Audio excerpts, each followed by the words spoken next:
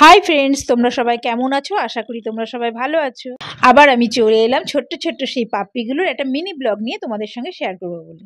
তোমাদের মনে আছে তো সেই ছোট্ট ছোট্ট পাপ্পিগুলোকে, যাদের ভিডিও আমি কিছুদিন আগে তোমাদের সাথে শেয়ার করেছিলাম? এরা কিছুদিন ধরে আমাদের বাড়িতে থাকার ফলে খুব ভালো পোষ মেনে গেছে। দেখো, আগের ভিডিওতে দেখিয়েছিলাম এরা কিরম ভয় পাচ্ছিল, এখন দেখো এরা একটুও ভয় পাচ্ছে না, উল্টে লেজ নাড়ছে। এরা তো খুব ছোট, তাই অন্য খাবার দিলে খুব নষ্ট করে, কিন্তু বিস্কুট দিলে পরিষ্কার করে খায়। দেখো এদের মুখগুলো কত মাসুম, দেখলেই মায়ায় পড়ে যেতে হয়। আমি আগের ভিডিওতে এদের নাম তোমাদের কাছে জানতে চেয়েছিলাম, তোমরা নাম আমাকে অনেকেই জানিয়েছো। আমি এদের নাম দিয়েছি চিঙ্কি, পিঙ্কি আর টমি। বাড়িতে ঢুকেই এদের এই নামে ডাকলে এরা ছুটে চলে আসে লেজ নাড়তে নাড়তে।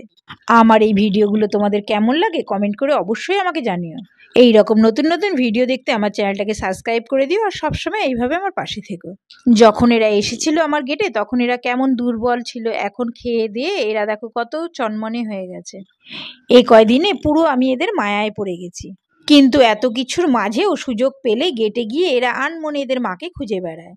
দেখো কিরম মায়া জড়ানো মুখে গেটে এসে বসে আছে, বলছি ভেতরে চল, কিছুতেই যাচ্ছে না। জানো ফ্রেন্ডস, এই কয়দিনে আমি বুঝলাম আমি যেরকম এদের খুব ভালোবাসি, এরাও আমাকে খুব ভালোবাসে। যখনই এরা আমাকে দেখে লেজ নেড়ে এরা এদের ভালোবাসাটা প্রকাশ করে। এই কদিন যা ঠান্ডা পড়েছে আর রোদেরও দেখা নেই, এরা ঠান্ডায় খুব কষ্ট পাচ্ছে। তাই ভাবছিলাম এই ছোট ছোট পাপ্পিগুলোর জন্য কি করা যায়। আমাদের যেরকম ঠান্ডা লাগছে এদেরও তো খুব ঠান্ডা লাগছে, তাই এদের জন্য উলের জামা বানিয়ে নিলাম, যেন এরা ঠান্ডায় কষ্ট না পায়।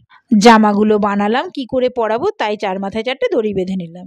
এদের জামা তো বানানো হয়ে গেল, কিন্তু এদের পরানো তো কিছুতেই যাচ্ছে না, এরা পরতেই চাইছে না। এই মহাশয়কে যতবার ডাকছি জামা পরার জন্য কিছুতেই আসে না, শুধু লেজই নেড়ে যাচ্ছে। দেখো মুখটা কেমন মায়ায় জড়ানো।